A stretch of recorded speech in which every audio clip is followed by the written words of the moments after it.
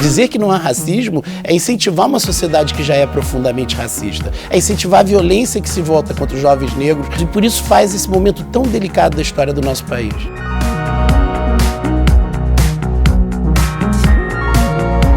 E eu não espero nada dele, a menos que ele cumpra o papel constitucional dele.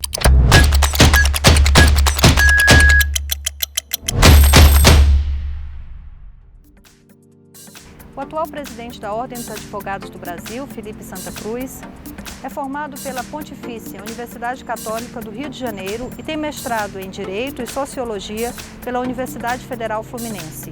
Em 2004, Felipe Santa Cruz foi candidato a vereador no Rio de Janeiro pelo Partido dos Trabalhadores. É conhecido pela defesa de direito dos cidadãos, o que inclui o sigilo das comunicações e a liberdade de expressão. Hoje eu converso com o presidente da Ordem dos Advogados do Brasil, Felipe Santa Cruz. Acompanhe. Existe, na sua opinião, efetivamente uma possibilidade da ruptura da democracia? Eu acho que o governo namora essa possibilidade, ele fica flertando com ela permanentemente. Toda a dificuldade que o governo enfrenta, que é da democracia, a necessidade de negociar seus pontos de vista, negociar a necessidade de achar o meio termo para suas propostas, o governo responde para a sua base com uma esperança, uma possibilidade. Se tudo isso não existisse, se o Supremo fosse fechado, se nós pudéssemos tirar esses ministros, se a Câmara não existisse, se o Parlamento fosse calado, o governo namora essa possibilidade, que vem sendo rechaçada pela maior parte do povo brasileiro, como mostram as pesquisas. O senhor tem a sensação de que o governo está sempre esticando a corda em relação à democracia com os órgãos, ele está sempre puxando um pouquinho mais para ver até onde vai, depois ele recua? Ele tem uma dinâmica de comunicação dele com as redes sociais, que o elegeram, é onde está a sua base mais radicalizada.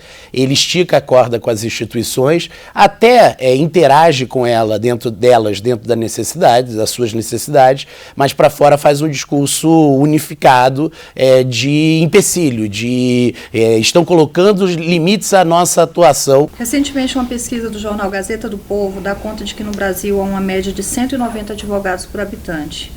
Aqui o senhor atribui números tão superlativos. O senhor acredita que o mercado consegue absorver tantos advogados e, ao final, os índices de reprovação no exame da OAB representam uma falência nos cursos jurídicos? O mercado não suporta mais, o mercado está absolutamente explodindo. Boa parte desses jovens, novos advogados, fizeram o curso de Direito com a perspectiva das carreiras públicas, né?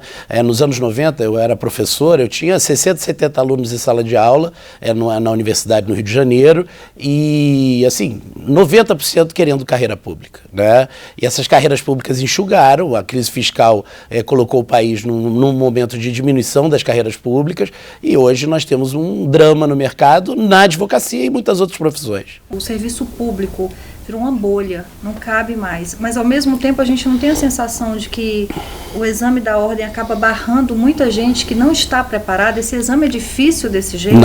Não é difícil, é um exame elementar, não é um concurso público, ao contrário do que falam, e demonstra a carência de formação de boa parte dos nossos bacharéis. É uma pena, mas infelizmente não há o controle do Ministério da Educação como deveria existir. Muito pelo contrário, a tendência é mais mercantilização, mais abertura de vagas. Nós estamos na Justiça tentando impedir o curso telepresencial, a distância, ensino à distância para direito, a graduação, quer dizer, que é verdadeiramente a completa mercantilização da profissão e do ensino. E qual é a sua opinião sobre o aumento do Estado policial, a autorização para matar e o chamado direito penal do inimigo? Eu sempre defendi polícia treinada, polícia valorizada, tecnologia. O que a intervenção feita pelo governo Michel Temer no Rio fez foi investir em frota e melhorou. Inegavelmente melhorou a segurança pública do Rio de Janeiro. O problema é que você tem que investir numa polícia cidadã, numa polícia que respeite a lei. Principalmente, por exemplo, na minha cidade, que é o Rio de Janeiro, em áreas que a polícia aumenta a sua letalidade, atingindo a população constantemente. Quantas crianças morreram nesse ano por conta desse discurso que é genocida dos governantes? É muito preocupante. Além disso, nós estamos copiando um modelo de encarceramento em massa dos Estados Unidos, só que lá há investimento em polícia carcerária, em política carcerária. No Brasil não há uma explosão da situação carcerária brasileira e com isso nós criamos mais crime, porque no Brasil nós temos esse fenômeno que é a quadrilha, a facção que se organiza a partir da prisão. O ingresso na população carcerária é a chave para o ingresso numa facção e lá dentro subir dentro da hierarquia dessa facção. Sobre a privatização das cadeias públicas, qual é a sua opinião sobre isso? Acho que é muito melhor ter um projeto, efetivamente, que seja acompanhado pela sociedade, que seja... Agora, nós temos que nos convencer que precisa haver investimento. A verdade é que não está nas prioridades brasileiras. Então, nós jogamos essas pessoas nas masmorras, quase 900 mil pessoas, 60% delas presos provisórios, e tudo que nós tratamos em relação a elas é restrição de direito. Mais da metade presos provisórios, mas o que a população quer, e quer mesmo, por não compreender, que ele não tenha direito a advogado. Então é uma sensação de fúria que se volta, a sociedade não nota que isso vai se voltar contra ela na esquina, não no presídio.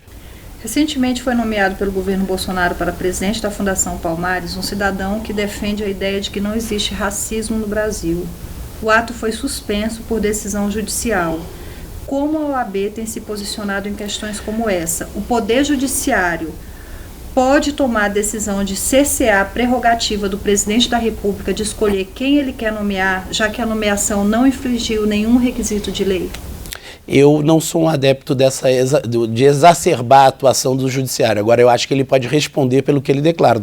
Nós já aprovamos ontem no Conselho uma ação criminal contra esse indivíduo. Esse discurso não é só perigoso em relação ao passado, é perigoso no dia a dia das grandes cidades. Dizer que não há racismo é incentivar uma sociedade que já é profundamente racista, é incentivar a violência que se volta contra os jovens negros nas periferias de todo o Brasil. Então é muito perigoso e por isso faz esse momento tão delicado da história do nosso país. O governo trabalha o sentimento de ódio, ele se liga, a conexão cerebral que se dá com o eleitor desse governo é o ódio, é a culpa do outro. Assim era o nazismo contra os judeus, contra os ciganos, assim era o nazismo. Eu tenho que ter inimigos culpados pela minha situação e eu preciso ter uma válvula de escape da minha conduta coletiva. Então, um governo que lida com todos esses pensamentos mágicos que realmente construíram a história do fascismo. Por isso é tão perigoso. Em relação ao seu pai, o senhor ainda aguarda algum tipo de retratação do presidente Jair Bolsonaro? Não, já recebi recados indiretos de que ele se arrependeu. Ele desconversou na notificação que nós fizemos através do Supremo, mas acho que não é da personalidade dele o pedido de desculpas, né? Mesmo quando ele volta atrás, e eu não espero nada dele, nada, apenas que ele cumpra o papel constitucional dele. Pausa na entrevista para lembrar você que é novo aqui no canal, curta, compartilhe, se inscreva. Toda semana tem vídeo novo. Agora sim, continua vendo a entrevista. O senhor percebeu ou percebe uma tentativa de deslegitimar o seu mandato durante o governo Bolsonaro pelo fato de vivermos um momento de pensamentos binários? E como o senhor tem feito para blindar a sua gestão aqui na OAB? Não houve uma tentativa, não. Houve um plano, um projeto. As milícias digitais, a partir da família do presidente da República, do ódio que eles disseminam, né, me atacaram. Na minha primeira semana de gestão, usaram contra mim todo o rol de maldades que eles possuem nas redes sociais. Fizeram todo esse rol de ataques, não conseguiram nada. O papel da ordem é ser contra-majoritário. Eu não sou político, eu sou advogado. Então, assim, meu papel aqui é fazer o que manda a Constituição, a lei e o Estatuto da Advocacia. A OAB no Brasil tem uma função além dos muros da advocacia, ela defende a sociedade civil. Prova disso é que uma pesquisa da semana passada, da Associação dos Magistrados, né, não da ordem, mostra que a ordem é a entidade mais prestigiada da sociedade civil, né? Então tem 66% de atuação. E eu tive aqui internamente na Ordem dos Advogados o apoio absolutamente total de todas as seccionais, dos conselheiros. Foi por isso que esse ataque do governo não teve êxito. Na verdade, só mostrou qual seria o acervo de ataques que eles fariam àqueles que não pensam exatamente como eles. O senhor acredita que a gente está vivendo à beira da implantação de um fundamentalismo religioso? E o que a OAB pretende fazer enquanto representante da sociedade no sentido de defender o Estado laico e o direito à liberdade de culto. A OAB tem defendido através das suas comissões, através de ações concretas, através do que ela tem, que é a caneta e a palavra, né, indo ao Supremo, defendendo publicamente esse Estado laico. Veja, eu respeito demais a religiosidade das pessoas. O que não é possível é a manipulação dessa religiosidade com fins políticos. Toda vez que isso aconteceu na história da humanidade, deu errado. Com isso vem a supressão do direito do outro, daquele que não tem a minha fé, daquele que não compartilha comigo a mesma forma de vida. Se a fé é algo que transforma a vida da pessoa, eu acho maravilhoso. Transforma, lhe traz paz, lhe traz encontro com Deus. Agora, a fé não pode ser um instrumento de atuação política, e no Brasil ela é política e financeira também. Ela financia projetos políticos, ela financia projetos empresariais, e nós devemos estar atentos porque a médio prazo pode sim colocar a nossa democracia em risco. Qual é a sua opinião sobre delação premiada? Esse tipo de colaboração ajuda? O que é que deveria ser feito no sentido de melhorar esse tipo de colaboração? A delação hoje está sendo usada politicamente por muitos atores, não só da Lava Jato, muitos atores do judiciário, que querem protagonismo político. A delação é um instrumento importante, é um instituto importante, que foi importado, né? Mas ela tem que vir com salvaguardas, com defesas garantias para o indivíduo. Eu não posso botar a pessoa 1 ano presa, ameaçar a prisão dos seus parentes e daí depois negociar uma delação. Isso não é delação, é uma extorsão, é uma chantagem, né? Eu não posso permanentemente, como está acontecendo no Brasil, dirigir a delação a A, B ou C.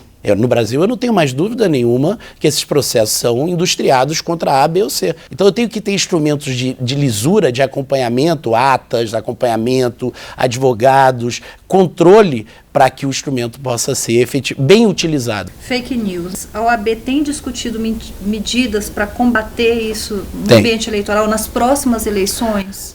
Temos pedido ao tribunal, eu já conversei com o ministro Barroso, que será o presidente do TSE, o tribunal tem que ter instrumentos, não pode ser só a caneta. Né? E o instrumento é contra as plataformas. Eu não posso punir o cidadão individualmente. Você não pode transferir para esse cidadão a responsabilidade. Não sei quando ele está de má fé, que daí no caso concreto vai haver os instrumentos legais para a punição dele. Agora, eu tenho que ter controle das plataformas. Eu não posso descobrir 1 ano depois da eleição que 1,5 milhão de mensagens foram mandados com determinado sentido, prejudicando alguém, um candidato, para determinado público. Né?